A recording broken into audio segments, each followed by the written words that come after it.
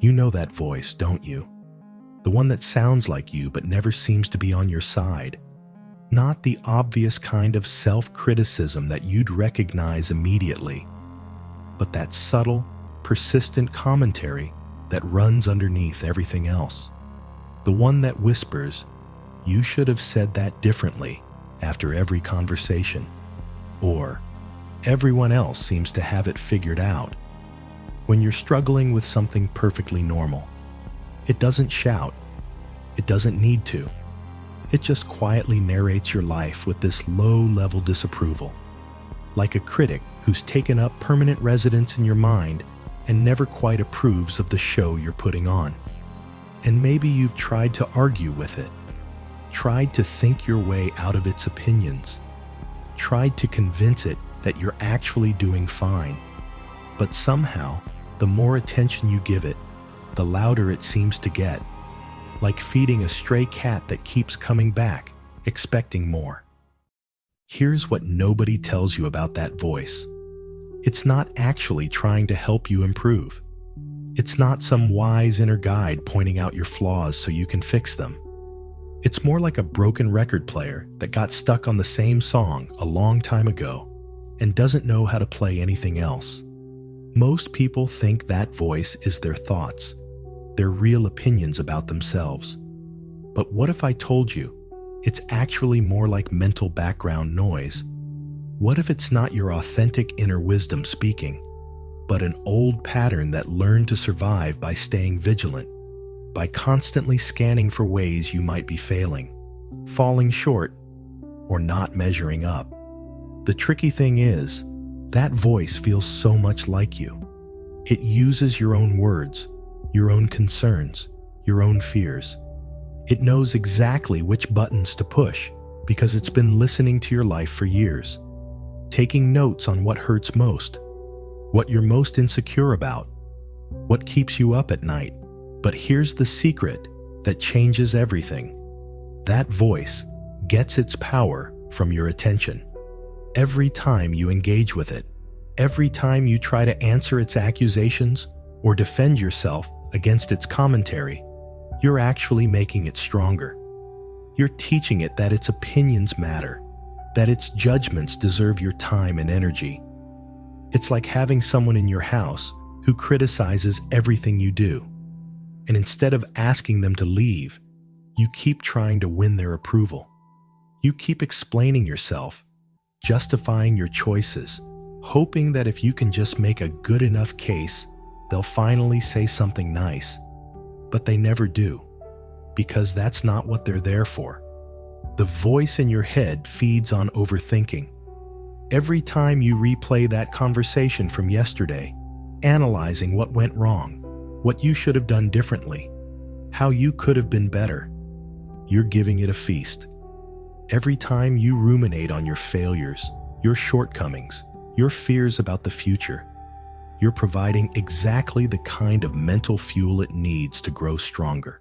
But what happens when you stop feeding it? What happens when you notice it starting up its familiar routine, and instead of engaging, you just don't? Not arguing with it, not trying to correct it, not even trying to replace it with positive thoughts. Just letting it be background noise that you don't need to respond to. This isn't about pretending the voice isn't there, or forcing yourself to think positive thoughts. This is about recognizing that you don't have to take every thought that appears in your head seriously. You don't have to believe everything your mind tells you about yourself, especially when what it's telling you is the same tired criticism it's been recycling for years. Try this. The next time you catch that voice starting its familiar commentary, imagine it's like a radio playing in another room.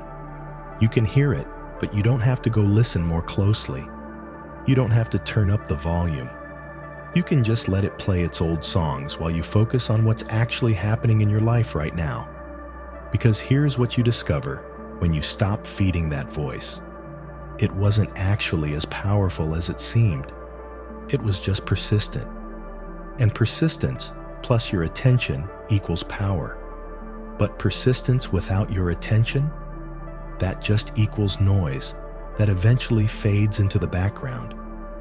Your real voice, the one that's curious instead of critical, that's encouraging instead of exhausting, that notices beauty instead of just problems.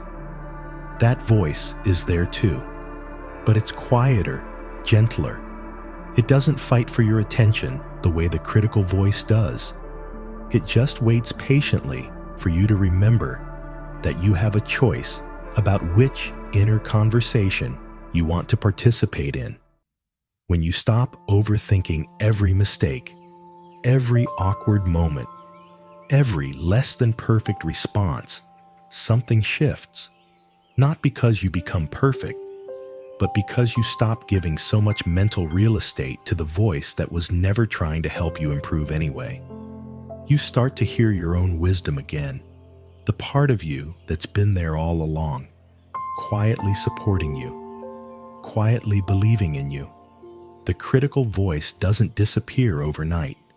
It's been practicing for too long to just quit, but it does get quieter when it realizes you're not listening as intently anymore.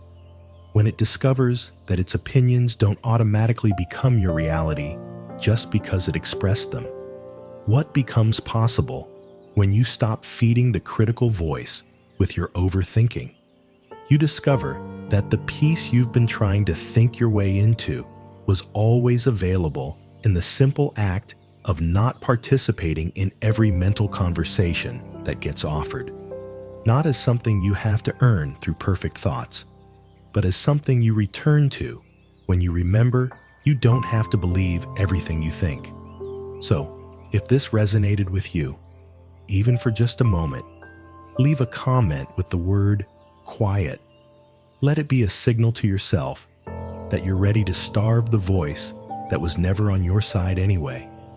And if this felt like permission to stop engaging with your own criticism, subscribe. There's more here for you. Not more ways to think better thoughts, but more invitations to remember that you don't have to take every thought so seriously. And if you're ready to take this deeper, I've created something specifically for moments when that critical voice gets loud and the overthinking spiral starts. It's called the Overthinking Emergency Kit. 47 practical techniques you can use immediately when your mind starts feeding that inner critic. You can download it free in the description below. Because sometimes you need more than understanding.